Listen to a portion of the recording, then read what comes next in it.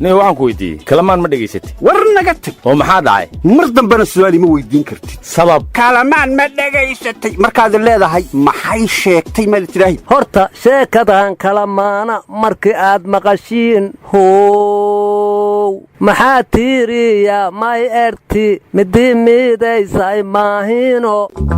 waryaalahan reer kalamaanow war maxaa meeshanay ku haystaan miyaa iska fadhi gorayaynaysaanuun timiraan abuurti tiifaa talihaa tujaarnimaan towtow oo hadda maxaad ka waddaa somalilan timira u baxda wartii nin abuuray timir uma baxda nagala tag sheekanaas war adeero roob baa nugu malaadiiqayoo dooxyadii biyaha ayaadna qaadayba maadaa warba haya cabbatul cumrigeyga ma arkin roob oo diiqnaqaay biilanku ogeeni war waxaa la yidhi waddada u dhaxaysa garowe iyo boosaaso ayay qayb ka mida biyo qariyeen baabuurtii iyo dadkiiba bannaanka ka istaagay madaxweyne ku-xigeenka buntland karaash baa isku biimeeyey markii uu ka gudba kadib bay dadkii kale ku dhiiradeen marka waxaa la yidhi madaxi waa midii dadkeeda dhibaatada uga hormarta oo waddo u furta ay maraan laakiin hadday dheefta u hormarayso dhibaatadana aysan bays arkayn shacabka mas-uulka ma aha warnimayahu muqdisho wadda madaxda sare ka xidhan weligay ma arkin warni aniga weligay ma maqlin mas-uul dawladda ka tirsan oo dhahaya waddada waa xihan tahay waryaa beenta iska daa sawkii goodax barradhahayo kuwa furan ha naloo soo sheegaan xirne dadweynihii xilligii doorashada daydku celin waayey dabaaldegga iyo deedankana jeer isaga daahay iyo doraa dacroonti iyo xulkii derajada u qaaday oo shalay damiinka u noqdaa dani dhex taalla warniyaw dogonto sidiiya ballanka indoranga duub saari jirtay war adeero farmaajo ii geeya miyaad aadeen waxaan idhi tan sacaama kii daadiin kariyo kii daacadaa daaweyn karee docka weerar iyo dooxow ka jawac idinkuma dirsane war waxaa la yidhi ku xanaaqay maalmahan shaqada qaabka loo wadee siyaasadi nin iyo naag miday tahay ha lay sheego haddii kala qabiil weeye baan toos u dhahayaaye intaasaan ku soo koobaya ayaana sii badin war allah u naxariista abgaangaariya wuxuu yidhi dal waxaan ku nool lahay saddexdii dalaaqood lagu furay dadnimadii warniyo dee rajactudhe haddii aad furtay aad siga noqotide warnimiyaw gobay da'le ee wasiinhaaya guudu faanhaaya laakiin lugugaan waaye leeri dal dheefle hayne laakiin dad soomaaliyeedaan waysangna warmaday isaaqow warkaaga xabad kama fahmine maxaad ka waddaa waxaas kamanaa dhashiin dhiigga caweesi dhulkuma ooga dhuumaheeno dhashiin dhiigga caweesi dhulkuma ooga dhuumaheeno dhashiin dhiigga caweesi dhulkuma ooga dhuumaheeno dhankada lagugu dhufay war ma dhal baa dhiig cabtaa warmaday isaaq warkiisa ma idnaan fahminayna dhegaysta wuxuu idiin sheegay lafta gareen khudbadii u jeedshi lafta gareenna markuu soo amraysta wuxuu yidhi soomaali waa u soo duceey reer koonfur galbeedna waanu soo duceey wuxuu kaloo yidhi inta shaqaynaysa iyo inta loo shaqaynayaba waanu soo duceey waxaan kaloo u soo duceeyuu yidhi kuwa baraha bulshada 24 saac been ku soo qora kuwaasna iimaanka allaha gelshaan ugu soo duceeyuu yidhi aniguna waxaan ugu soo ducayn lahaa lafta gareen haddaan cimrada tegi lahaa xerta abuu mansuur rabow iyo asaga allaha isfahansiiye war do'aadaadanka dhimaatirtay muhuma faylata horta lafta gareen maadaama dal arbar usroogi mayliku fadaayay sharba iidan khayr gabban inuu saka do'aaye war adeero lafta gareen ma u soo duceeyey somalilan inay ictiraafayso war naga tag ducada somalilan faysal cali waraabaan habeenna ka seexane war waxba ma ogadineen dadka reer koonfur galbeed ee ku nool dhuusamareeb iyo gurceel waxay dhaheen deegaanada isaga baxaana la yidhi war deegaanadaas waa deegaano soomaaliyeede dadkaasma waxaa loo aaneeyey qosolkii maday isaaqa galmudug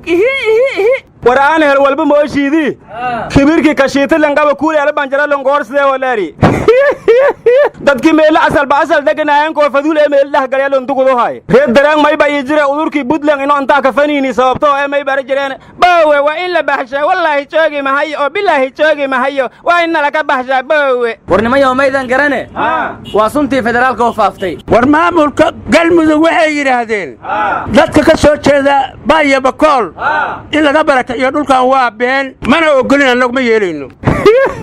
ha ku faniinti ma yeelayno hobad dheegda walwalba walka filada danu ku biday weeye leeyusata wareedhahay wasiirkii arrimaha dibadda norway maxay noo keentay war leerkii idinka damay baa idiin daaraysaa war wasiirka arrimaha dibadda norway waxay la kulantay madaxda ugu sarraysa dalka wararka hoosena waxay sheegayaan arrimihii shidaalka inay u timid marka ay baxdana kenyay sii martay markay noo imaanaysana kenyay soo martay war madaxdeenna muwaadiniin norwejiyan aha ka mid ah ma kuwaasay u timid mise ayagoo dhan bay u timid warnimayow shidaha laydinkaga dhegtay daday soo tarxiili rabtayba kala hadlaysaa lidhi madaxda warniyo tagxiil bay idinkaga dhegtay idinkiyo kenya ayay idin dhexdhexaadinaysay baa la yidhi war dhexdhexaadin bay kaaga dhegtay lacag bay sidaa la yidhi war laga kooga dhegday ha kooxda norwejiyaanka ee baasaboorka kontaroolasi haddii dhiiyo haddii aan nooliyo war baasaboorey kaaga dhigtay tubihii khayre oo loo qoray akhrinaysa war tubaha khayrey kaaga dhigtay gabadhaanu hadda ka hor bay tagtay qadar magaceedana waxaa la yidhahdaa ayna maariya wasiir ka tirsan qadar ayaa magaceeda loo sheego waxaa la yidhahday qoftaani waa ayna maariya markaasuu wuxuu ku jawaabay maariya filbeyt war islaantayda xaafaddii ii jirtaa mau dhahay war maariyaj laguma dhihine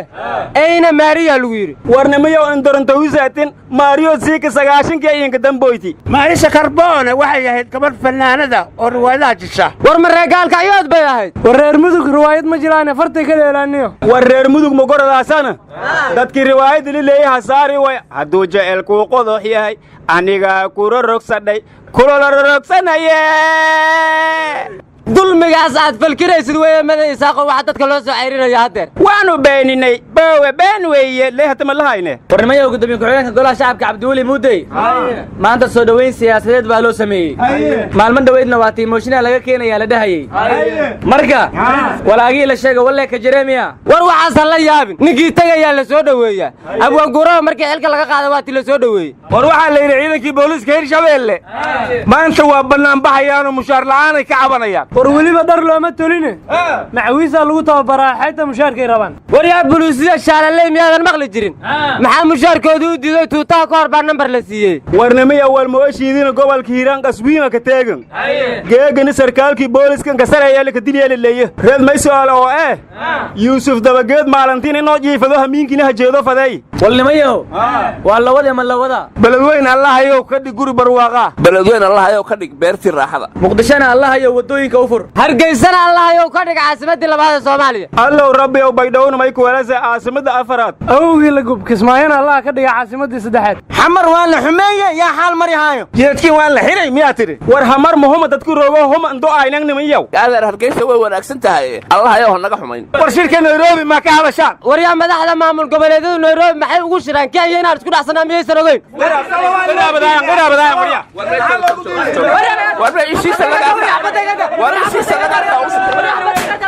war ishiisa laga arkaa ushiisa lagu dilaa